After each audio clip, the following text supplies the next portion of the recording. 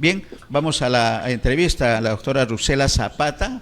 Bienvenida, ella es piurana de nacimiento, el apellido lo dice todo, la referencia está por ahí, ella es viceministra, la conocimos en esos momentos de viceministra ya en el Ministerio de la Mujer, pero además es una investigadora y es una consultora internacional en temas de género y en temas de igualdad. Que hablábamos justo eso, Miguel Ángel, con el candidato de Juntos por el Perú, de cómo es que estaban trabajando en este tema. Y precisamente la tenemos ahora, le damos la bienvenida a Rusela, porque está trabajando un tema importante. Los partidos políticos y sus planes de gobierno, qué importancia, qué nivel de participación tiene el tema de la igualdad dentro de lo que significa el tema social, el tema de pandemia, el tema del desarrollo de los pueblos. ¿Cómo están trabajando eso en ese aspecto? Y nos vamos al especialista para que, con la bienvenida, Miguel Ángel y yo vamos a compartir la entrevista a Rusela. Bienvenida a Ánfora 2021, ahora en condiciones adecuadas de comunicación. Bienvenida. Muchas gracias por la invitación. Buenas tardes con todas y todos. A su disposición, ustedes dirán.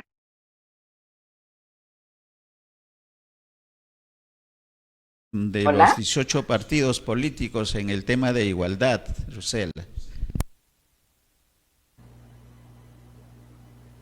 No le estoy escuchando, tengo un problema seguramente de comunicación, pero bueno, escuché lo de los 18 partidos. De los 18 partidos que se están presentando, digamos, de los programas, los planes de gobierno de los 18 partidos, lo que he podido observar, después de leer las más de 1.400 páginas, la verdad, es que solamente 77 páginas, o sea, el 5%, se refiere de alguna manera a los derechos de la mujer y al género. No le diré que completamente, pero hace referencia y plantean medidas para algunas problemáticas o casos específicos, como por ejemplo, si estamos hablando de igualdad en la educación, entonces 3 partidos están planteando medidas concretas para respecto a la educación, a la igualdad de género en la educación, ¿no? Y esos partidos son los de Frente Amplio, Juntos por el Perú, el Partido Morado.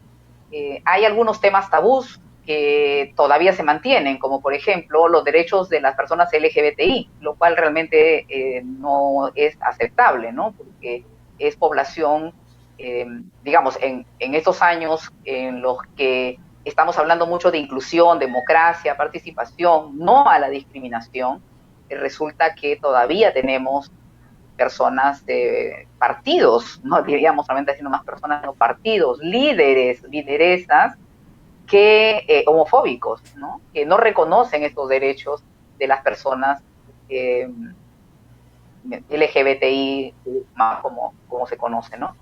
Igualmente, la salud sexual y reproductiva es algo que todavía sigue siendo motivo, digamos, de intervenciones cristianas, moralistas, pero en el sentido de no permitir o de no reconocer la capacidad de decisión, el poder de decisión que tenemos las mujeres en sobre nuestro cuerpo, ¿no? Entonces, estos temas que acabo de colocar son como los principales, ¿no? Lo que es educación, lo que es salud sexual y reproductiva, ¿no? Los derechos de las personas LGBTI, y un tema más que me gustaría incorporar porque es muy importante para efectos de la participación, de la independencia de las mujeres, ¿no?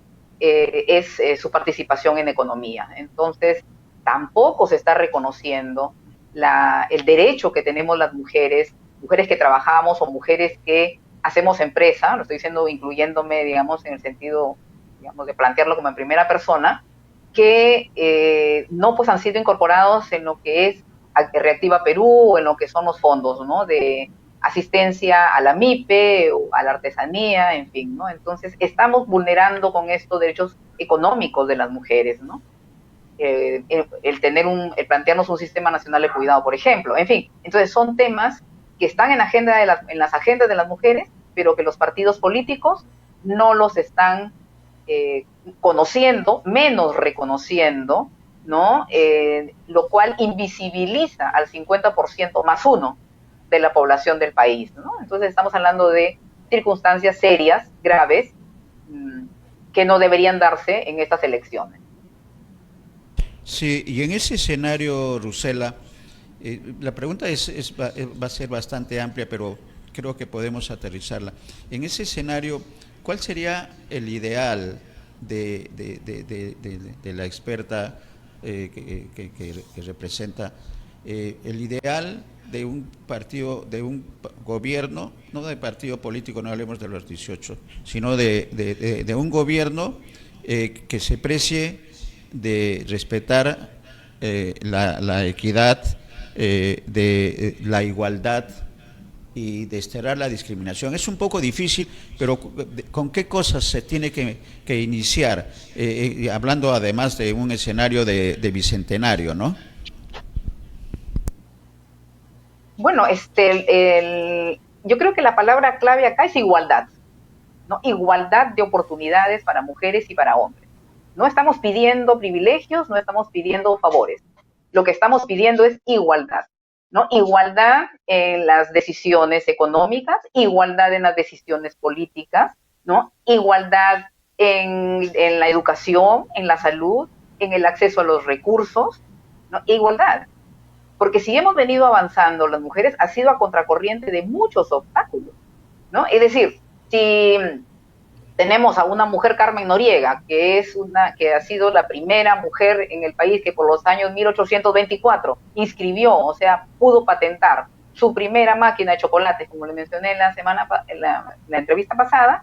Resulta que fue digamos, por un esfuerzo personal, logró llegar hasta eso, pero fue una persona que luchó contra corriente y llegó, ¿no? Pero el acceso a oportunidades no es el mismo para mujeres y para hombres, ¿no? Entonces, yo digo, el piso debe estar parejo. Por ahí debemos empezar, el piso parejo para mujeres y para hombres por derecho propio, ¿no? Entonces, cuando llegamos a la salud o cuando llegamos a la educación, resulta que podemos empezar más o menos con una paridad similar, pero conforme vamos avanzando de la educación básica, regular, digamos, de inicial, de primaria a la secundaria, vamos viendo que las mujeres no vamos teniendo esas mismas oportunidades. Y ya no digamos las mujeres, porque ahí hay mucha diferencia y brechas entre las mujeres urbanas, las mujeres rurales, las mujeres afro, las mujeres de pueblos originarios, ¿no? Las mujeres indígenas, las mujeres campesinas, en fin, las mujeres con discapacidad. Entonces tenemos una serie digamos, de circunstancias, ¿no?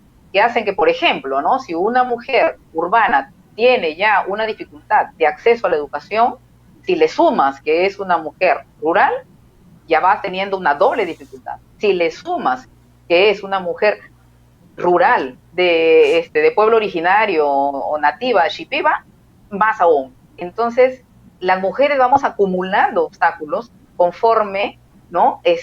Pertenecemos a una determinada población o segmento. Entonces, este asunto de la igualdad del piso parejo, esto es lo que tenemos de todas maneras que tener como base de toda política de Estado, ¿no? Y lo segundo que le quería decir, si me permite, es que tiene que haber una conciencia pública y también privada de que cualquier ley, cualquier norma, cualquier política que se dicte en nuestro país, el efecto es diferente en mujeres que en hombres. No es cierto de que es una política pública y que le llegue igual a la población. No es así. No es así. Y le puedo poner incluso un ejemplo muy chiquito que lo recuerdo en estos momentos. Cuando se estuvo planificando el plan vial en la provincia de Ayabaca, la costumbre que tenían el comité de gestión era solamente pedir opinión y entrevistar a los varones de las comunidades. Pues ahí salió 600 kilómetros, digamos, vecinales por construir en un plan vial. cuando le preguntaron a las mujeres, salieron 2.000. ¿Por qué? Y esa era la deficiencia, y esa era la brecha. Porque las mujeres inmediatamente incorporaron lo que es su vida cotidiana, ¿no? Que tiene que ver no solamente con llevar a los hijos y a las hijas a la educación o a los sistemas de salud o de educación, sino también lo que es llevar su producción al mercado, ¿no? Entonces, los caminos tenían que llevar a diferentes, digamos, objetivos, ¿no? Que son parte de la vida comunitaria y de la vida vecinal. Significaba, por ejemplo, que si no se tomaba en cuenta las enfermedades que las mujeres, que los varones, pero sobre todo las mujeres tenemos, entonces el acceso a una posta, pues no era un asunto de mucho cuidado, cuando sí lo era. Y además, y eso es muy importante, los peligros de los caminos vecinales, porque finalmente ya se habían detectado que cuando habían construcción, se duplicaba el peligro para las mujeres y para las niñas porque habían violaciones por los obreros de ese lado. No digamos ya el narcotráfico y lo que significa en términos de trata, o sea, de trata de personas y los secuestros de mujeres y de niñas. Entonces, estamos hablando de asuntos muy serios y que pueden marcar, y que marcaban de hecho la vida de las mujeres y la siguen marcando, ¿no? Y que significan la diferencia entre la vida y la muerte. Y no estoy siendo exagerada con eso, mi estimado periodista, sino que así es, ¿no? Entonces, primer piso parejo, o sea, es el acceso a oportunidades, ¿no? Y ahí tenemos brechas muy grandes todavía. Sí, la palabra clave es igualdad. Vamos a compartir también, si nos permite, Rusela, con Miguel Ángel en el diálogo, el interesante diálogo, porque estamos tocando temas que tienen que ver con el 50% más uno de la población, que es mucho decir. Además, la mujer que nos merece el mayor de los respetos. Miguel Ángel. ¿Cómo está, Rusela? Buenas tardes ya. Buenas tardes, ¿cómo Quedó está? pendiente. ¿Cómo está Miguel Ángel? ¿Cómo está? Quedó pendiente la conversación, que la anterior oportunidad se cortó la llamada, pero bueno, entonces quizás retomamos un poquito el tema, porque mi preocupación justamente nace desde el momento en que hace referencia a que solo el 5% de los 1.800 páginas, creo que tienen todos el plan de gobierno de los 18 partidos, 1.400. Entonces, y yo también comparo, estaba leyendo para ver, por ejemplo, cuáles son los partidos que siquiera hacen referencia a cómo evitar la anemia y la desnutrición crónica infantil, y seguramente creo que no encuentro ni 5 páginas. Entonces, ¿cómo medimos la importancia de cada uno de los temas? Es decir, no solamente en el tema de igualdad de género, sino que también desde el punto de vista general social, de la problemática social del Perú, no están enfocándose los partidos políticos ahora como debieran. Por ejemplo, desde el punto de vista del saneamiento ambiental, desde el punto de vista del agua, y como digo, desde el punto de vista de la desnutrición crónica infantil y la anemia. Entonces, ¿cuál es el escenario, Rusela? ¿Y cuáles son las prioridades que usted ha visto leyendo toda esta cantidad de páginas? ¿De cuál es el enfoque en que están centrados los partidos políticos frente a tantas necesidades que tiene el país? Le escucho, Rusela, por favor. Sí. Bueno, obviamente no es solamente el número de páginas, sino el tipo de medidas, porque uno puede tener 20 páginas, pero ser muy sustanciosa, ¿cierto? Y entonces ahí uno tener las medidas que se necesitan, ¿no? Pero estamos hablando de no solamente el número de páginas, sino también de malas medidas. ¿Por qué? Esa pregunta es sumamente interesante, ¿no? Porque nos lleva a realmente evaluar, y es lo que he estado haciendo cuando veía, porque he leído planes de 200 páginas y he leído planes de 26, ¿no?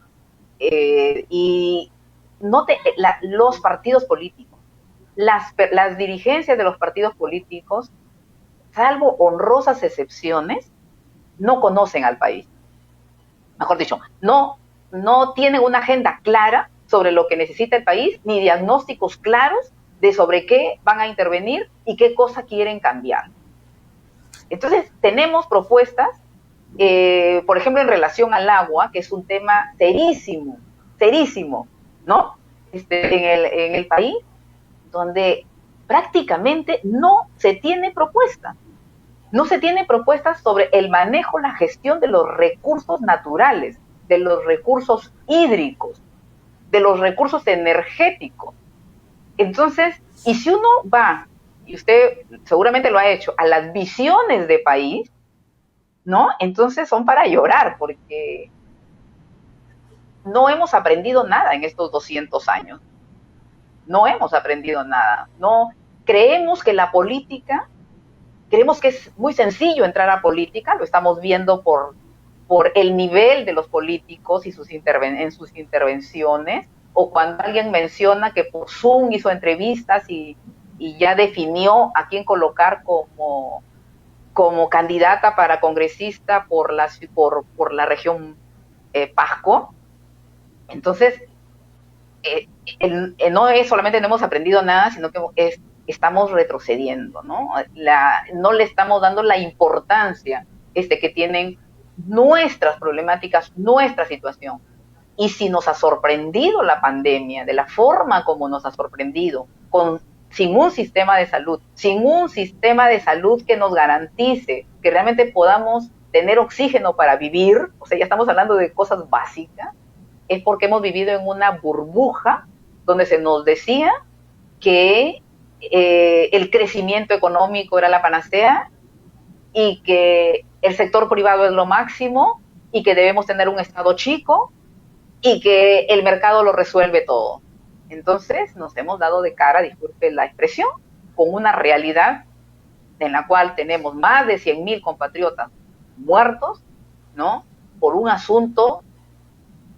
Obviamente ha muerto también muchísima gente en países en desarrollo, no digo que es solamente por eso, pero que muchos hubieran podido sobrevivir si hubiéramos tenido un balón de oxígeno al costado o una cámara UCI para salvarles la vida, ¿no? O que por lo menos no tengamos que ver a nuestras personas adultas mayores, digamos, haciendo con sus sanadores, yendo a una posta de salud. Entonces, tenemos un problema muy serio de falta de conocimiento. Y eso viene porque tenemos un problema muy serio de educación. Somos en comprensión de lectura el último país.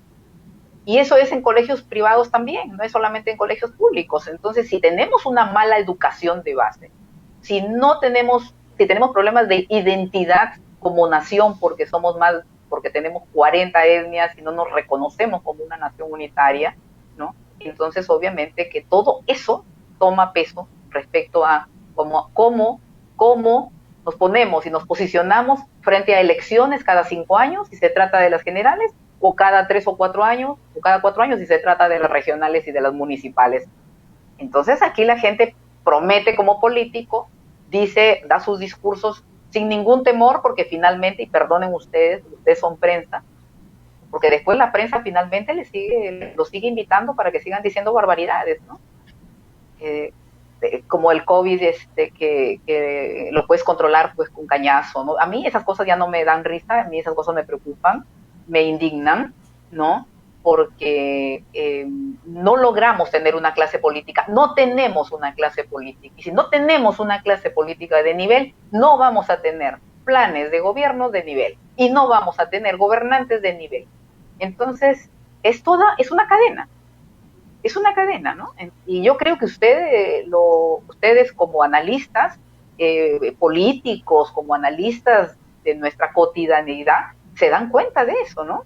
Entonces, porque no es que eso no sea visible, pero de alguna forma lo escondemos. Entonces, esas cositas como las escondemos y solamente nos concentramos en decir izquierda es tal cosa, derecha es tal otra, pero no vamos al fondo del asunto, ¿no? Entonces, para mí tenemos un problema serio en educación, claro, que hace que las personas desconozcan sus derechos y que finalmente cualquier persona venga además así es la política, así te dicen, así es la política, así van a ser nuestras elecciones y esto no va a cambiar. Sí va a cambiar, señores y señoras, y es que la población se moviliza. Sí va a cambiar, señoras y señores, si la juventud entra a tallar como se movilizó el año pasado y me dio mucha expectativa.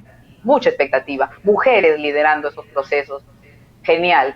Entonces, de lo que se trata es piso parejo, educación que nos permita dignidad, que la estamos perdiendo, ¿no? Y un voto informado, no el voto por el mal menor, un voto informado que te permita tomar decisiones diciendo yo voy a votar por esta persona, no importa que los otros no quieran votar, yo me voy por esta persona y no me voy a dejar guiar porque me digan que esta persona me va a llevar a tal o cual extranjero o extranjera o país extranjero, sino es tu decisión, ¿no? Y eso tenemos que, ojalá el 11 de abril podamos tener esa conciencia política, ¿no? Ya que nos hemos golpeado tan duro con esta pandemia, no nos golpeamos más, otros 5 años más, no vamos a sobrevivir realmente si seguimos así. Claro, Rosela, permítame, tal como están ahora los candidatos, y a juzgar por la forma, efectivamente, como usted ha hecho un análisis descarnado del conjunto de propuestas que tienen los partidos, lo que vamos a elegir el 11 de abril, quieras o no, es digamos, entre toda la pitufería intelectual, justamente entre el mal menor. ¿O hay alguno que destaque y que, por ejemplo, tenga un plan de gobierno realmente estructurado y que dé respuesta a los principales problemas, por lo menos los principales problemas que tiene el Perú? Vamos a elegir, sí o no, al mal menor. Y dentro de ellos, a la Presidencia de la República. Y dentro de ellos, al Congreso de la República, probablemente el que haga más TikTok, el que haga más show, más fiesta para los medios de comunicación también, que la guerra de las ideas. ¿O me equivoco? Yo estoy convencido que así va a ser. El mal menor, sí o sí.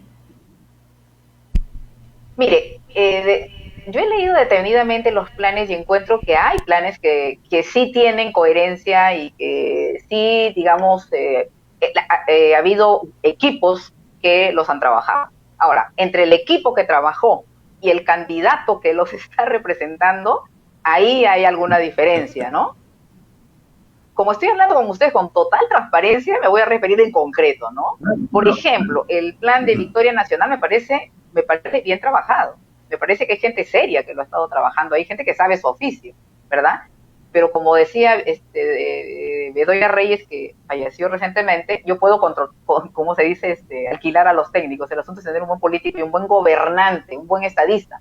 Entonces, bueno, yo soy aliancista, pero tengo que reconocer que George Forsyth, pues, desde mi punto de vista, digamos, marca una distancia entre el equipo y los planteamientos y lo que él pueda hacer. Entonces no tenemos tampoco que jugar.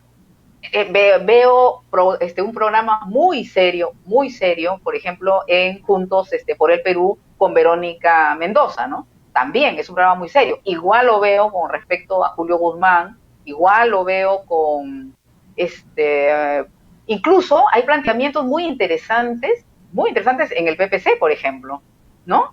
Entonces, hay algunos partidos donde se encuentran este tipo de equipos que han pensado con cierta seriedad, ¿no? El asunto es, ¿qué tanto sobreviven esos equipos cuando se llega al poder? ¿Y qué tanto podemos nosotros dejar en personas sin experiencia y que a todas luces se ve que no manejan, que no tienen el nivel de estadistas, las riendas del país y los más de 33 millones de peruanos y peruanas? O sea, no estamos hablando de poca cosa, entonces es una cuestión muy seria, ¿no? Entonces, ya, ese es lo que he podido ver. Entonces yo sí rescato planes de gobierno, ¿no? Ojalá, y para eso hay un acuerdo nacional, se pudieran poner esos planes y decir, sobre la base de una agenda país de 5 puntos, todos a una hacemos lo mismo, pero la verdad, firman pactos de gobernabilidad y de ética que nadie respeta. Entonces, un acuerdo nacional que se ha convertido en una cuestión burocrática, ¿no? Es un organismo que la verdad no da fuego, ¿no? No tenemos una instancia de planeamiento que pudiera dar línea para todo el país. Entonces, tenemos una institucionalidad, quiero decir, estimados periodistas, muy débil y desestructurada, desarticulada, ¿no? Entonces, eso nos genera muchos problemas. El día 11, entonces, nos vamos a ver ante una cédula y donde vamos posiblemente a hacer lo que está diciendo usted. Es decir, vamos a votar por el mal menor, ¿no? Si es que yo diría que en todo caso para el 11 de abril no vamos a votar por el mal menor, sino por aquello que consideramos que puede ser la mejor alternativa. Posiblemente en segunda vuelta, si no llega nuestra alternativa o nuestra propuesta, posiblemente tal vez se vote por el mal menor. Posiblemente, como también sucede, ¿no? Pero ojalá que en esta primera, el 11 de abril, la gente vote mirando realmente al país, ¿no?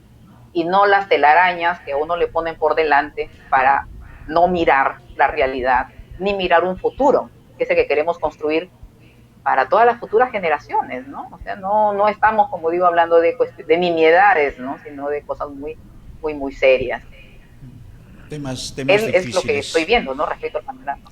Temas difíciles, pero que hay que Muy enfrentarlos. difícil. Lo ideal sería agarrar los planes de gobierno que ha señalado Rusela, ponerlos en una licuadora, licuarlos y hacer un consolidado de todos ellos.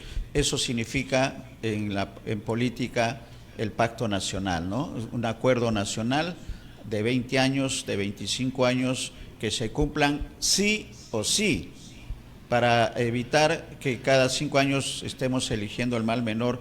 Creo que esa tarea, no sé si comparte Rusela la opinión, esa tarea es de la civilidad organizada, de las instituciones que no están comprometidas con partidos políticos, pero sí con el desarrollo no solamente de la persona, sino de la sociedad.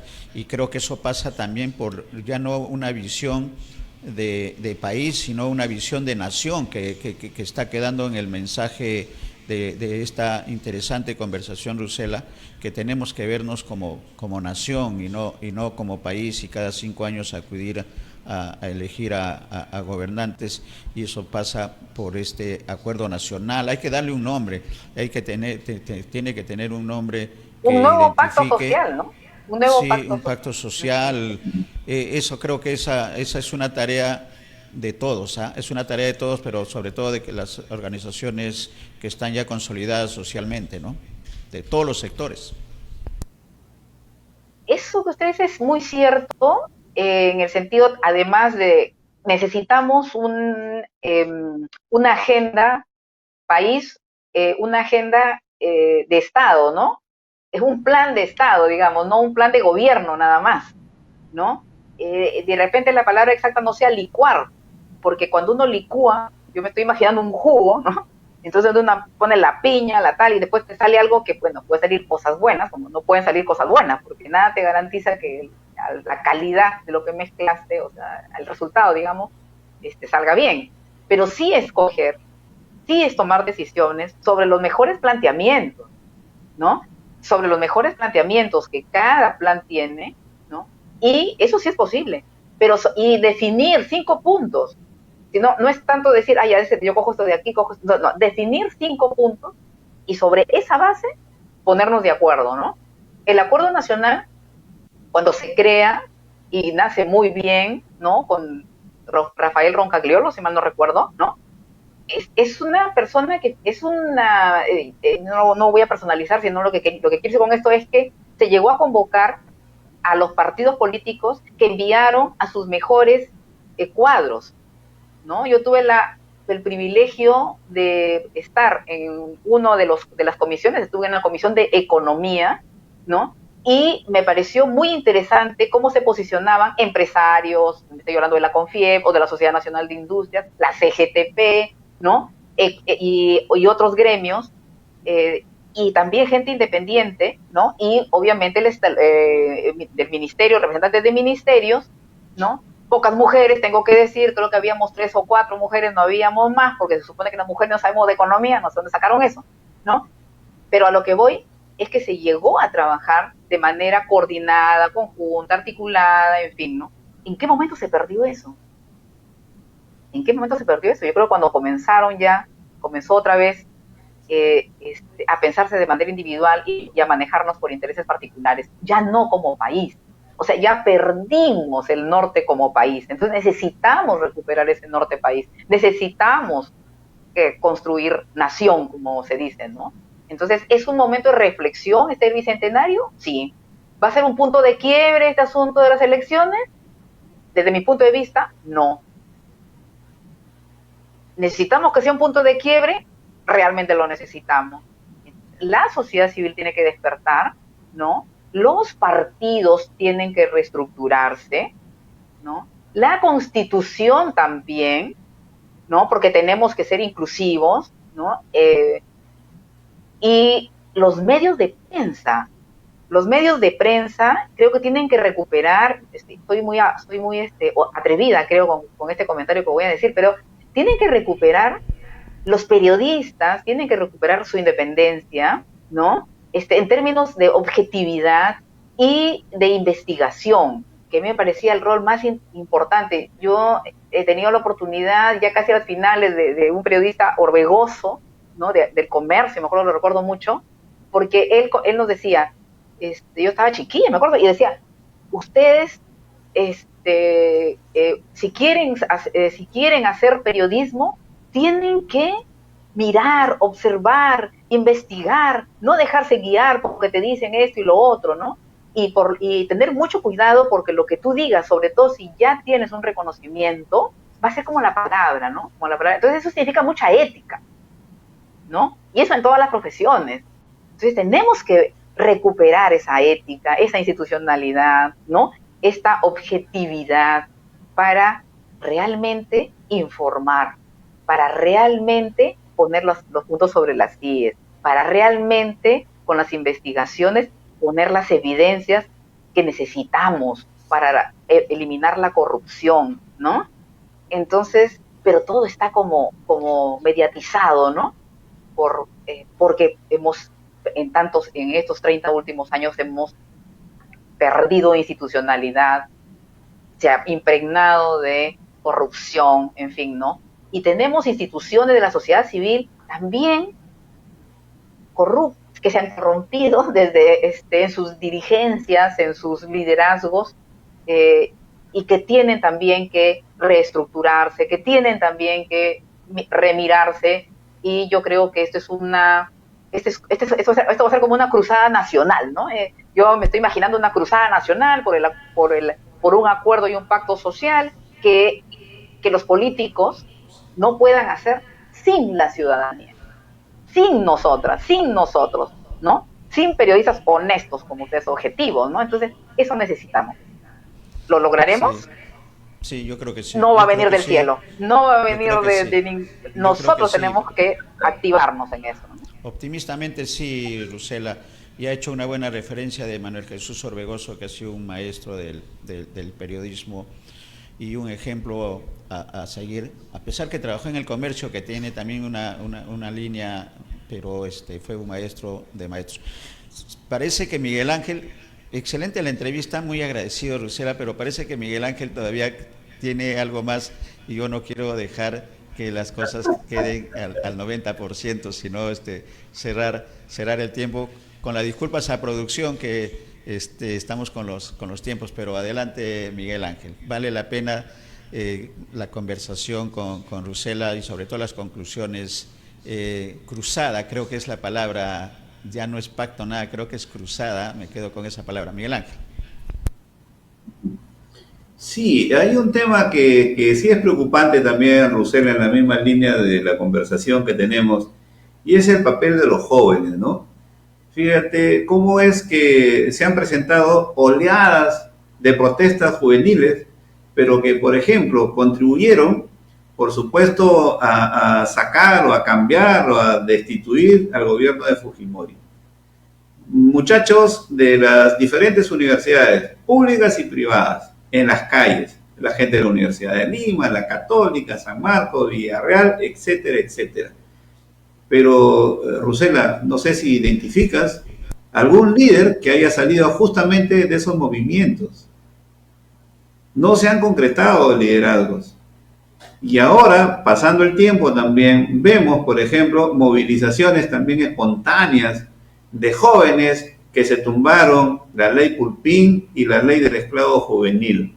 También movimientos violentos y todo lo demás.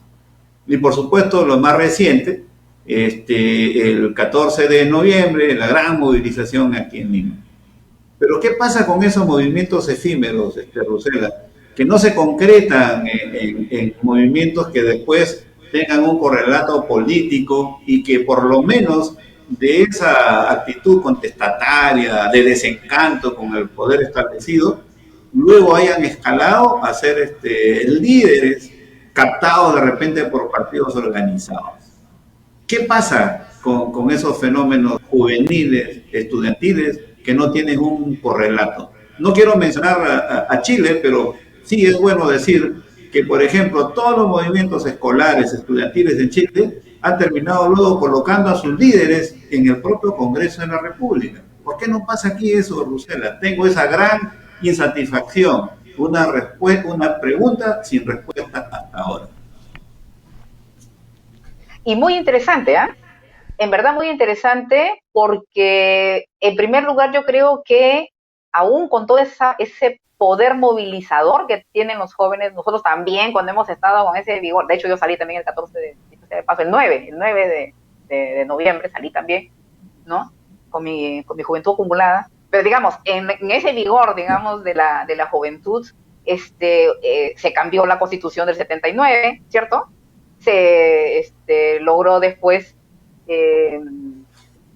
digamos, sacar a Fujimori en el 2000, y así se hizo una marcha multitudinaria en Ni Una Menos, por los derechos, justamente por la Ni Una Menos, no, contra los feminicidios, ¿no? Con muchas jóvenes, y la última, ya me salté varias, pero digamos la última que refiere, ¿no? Pero a estos jóvenes, los partidos políticos que tenemos, como digo, no tenemos una clase política, ni tenemos un nivel político serio en el país. Chile lo tiene. Chile tiene eso. En Chile, por ejemplo, tienen su planificado, digamos, el futuro de Chile por 30 años, 40 años, y los partidos, sea de izquierda, de derecha, de centro, respetan esos parámetros, ¿verdad? Algunos no, y se ha tenido lo que pasa en Chile con el famoso movimiento de estudiantes secundarios en Chile, ¿no? Porque ahí comenzó, y es un movimiento de millones que habría que preguntarse si todos los jóvenes, de hecho no todos, ha habido dificultad para que los propios partidos absorban, o sea, no coopten, porque es una palabra que a mí no me gusta, sino más bien que den esa posibilidad, que amplíen esa pista de ingreso, porque en algunos casos, como en el Perú, los partidos tienen dueño y tienen hasta dinastía. Entonces, no se piensa no está en el imaginario y en el plan de trabajo de ese partido enriquecerlo con esta juventud poderosa, creativa, ¿no? Que quiere hacer algo por el país, que apuesta por el país, que no se quiere ir del país, ¿no? Que quiere construir acá su propio futuro y el futuro del país. Pero no se les escucha. O se les escucha a los jóvenes. No, se habla por ellos incluso. Entonces no hemos tenido. Pero, sin embargo, yo rescato, bueno, de izquierda, pero podríamos también mencionar de algunos partidos de derecha, pero tenemos a una Indira Huelga, por ejemplo, excelente, una joven que entró en la política, bastante joven, y que ha hecho un papel muy bueno. Yo la he visto en eventos internacionales, muy clara, realmente muy precisa, ¿no? Y siendo una persona que realmente tenía sus 20 y poco años, ¿no? O en el caso también de Marisa Glave o de Tania, en fin. Entonces, y también he visto jóvenes, como por ejemplo Alberto de Belaúnde, o sea, digamos que hay, pero son como contados con los dedos, y yo creo que todo deviene nuevamente en que no tenemos el piso parejo para que esta juventud pueda encontrar, ¿no?, su propio camino político. Todavía sigue siendo mala palabra eso, la política, ¿no? Una palabra que nos está llevando siempre a corrupción, a casos de todo tipo, ¿no? Entonces, la educación, permítame ustedes insistir, es un tema de educación, de identidad, de querer trabajar por el país, de hacer lo correcto, de empezar de abajo para aprender, de no saltarte las escaleras hasta querer llegar arriba porque tienes un apellido, no porque te lo mereces, no porque no debemos permitir dueños de partidos. Partidos con dueños deberíamos de verdad eliminarlos. ¿No? Deberíamos tener construcción de partidos, ¿no? Donde las mujeres, por ejemplo, que entran a la política, no por discriminación, no porque se les obstaculice su camino, y realmente después en un comité nacional solamente tenga 2 mujeres de 20.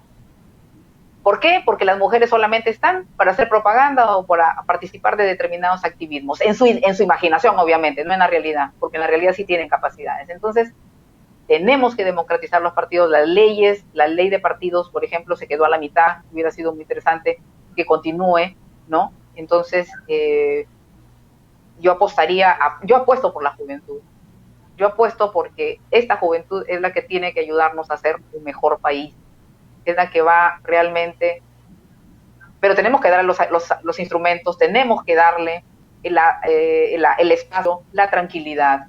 Con hambre no se puede crear.